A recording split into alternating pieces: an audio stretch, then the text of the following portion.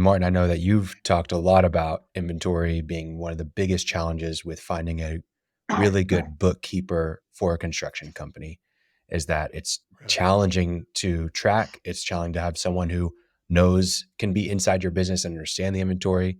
I think our best example of managing inventory was Michael Barnett of Barnett Electrical, which I'm sure there's several places that you can do this, but they literally had RFID tracking on every single piece of inventory. So when it was taken off of a truck, that's when they were actually billed from Yeah. the supply house. So they partnered with a supply house to set all that up.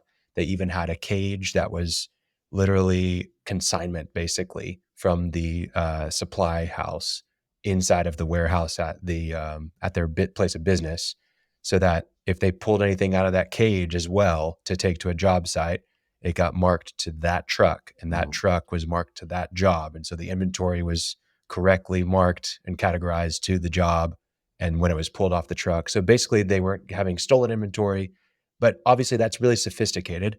And that's probably the most accurate way I would think that you can get Yeah. in real time, right? But that's not the reality for most people. Why is inventory so hard to track? Why does it cause so many distortions? Let's get the rundown. Well, I'll start real quickly. But the problem with inventories is opposite of a cash deposit, right? Most people take their inventory and expense it.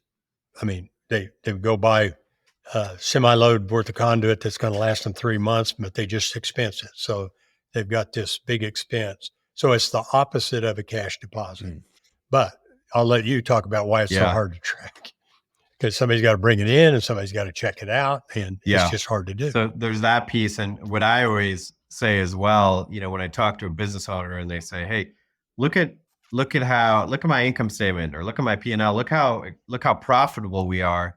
But I have where's all my cash? Right. And I do two things. One, I say, okay, uh, are your financials accurate? Okay. And a lot of times they may or may not be, but let's assume they are accurate. And they say, look at how profitable I am. Where's all my cash? And then I look at their AR and I look at their inventory. And I say, okay, well, your AR is 90 to 120 days, meaning you're not collecting. So that is part of your cash. And the other is you have 5 months of inventory on your shelves. So you got your cash is on your shelves, right? Your cash is sitting there in your warehouse, but you can't spend that cash because it's being used. It's assigned to jobs, let's say. So managing inventory and the flow through of inventory is critical from a cash management perspective, so that you're not um, so you're not basically, so you're not spending, so you have cash flexibility. And so being able to have some level of a tracking component, like your colleague or that you mentioned, Khalil, Yeah. that's amazing. When I hear that, I mean, I get excited about that, right? I mean, they're tracking Yeah. it. When they need it, they grab it. They have a process where their supplier actually puts them in consignment in their warehouse. I mean, that's fantastic, right? So they don't even have to take ownership until they take it out of the cage. Um, and so something like QuickBooks is not going to allow you to really effectively track inventory. There are inventory management tools. There are,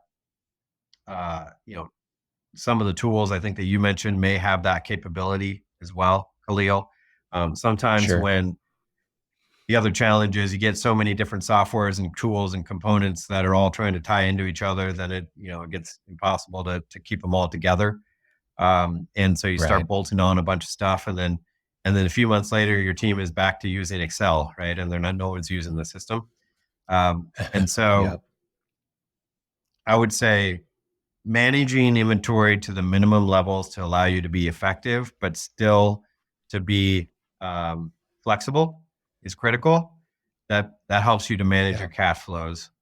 The other, as Martin mentioned, from a financial statement presentation perspective, is the inventory should not be expensed.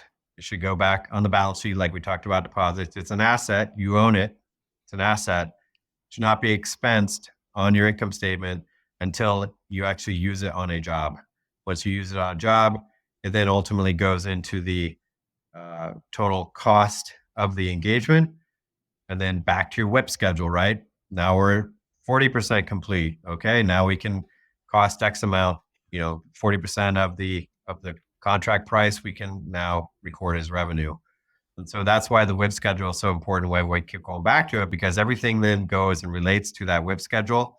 And if you are even doing a WIP schedule and you're buying inventory and it's for 5 months and you expense all of it, well, you have an inaccurate representation of percentage of completion. And so your financials are misstated as a result. Martin, where do you see people normally coming in here, and how do you resolve these inventory distortions? Well, let me jump to Michael Barnett, who has the RFIDs. When I first met him, and he's on our podcast, so he doesn't mind I say this, he runs a multi-million-dollar electrical contracting business. And I first met him, I said, "Do you have inventory?" And he said, "No." I said, "Okay, let's see the shop." So we went out to his 8,000 square foot shop, and it was floor to ceiling inventory. I said, "What's this?" He said, "Well, that's stuff we bought." Well, 150,000 or something like that. So, no idea where they stood.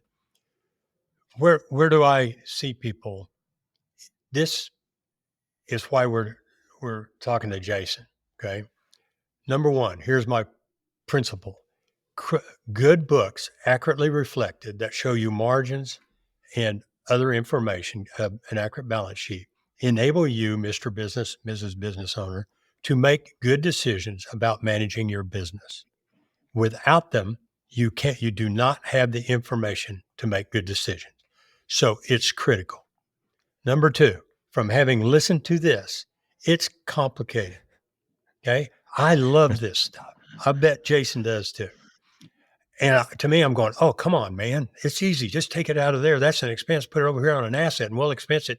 And then I have to know the QuickBooks clicks to do that, or whatever software I'm using, not just the principle. I need to be able to do it. So it's really hard. And what happens is mostly it doesn't get done. And therefore, we go to the third leg of what I'm talking about. Critical, hard, get somebody who's capable to do it for you. Because you cannot, I'm going to say this blanket, you cannot thrive in business, especially something like contracting, thrive without good books.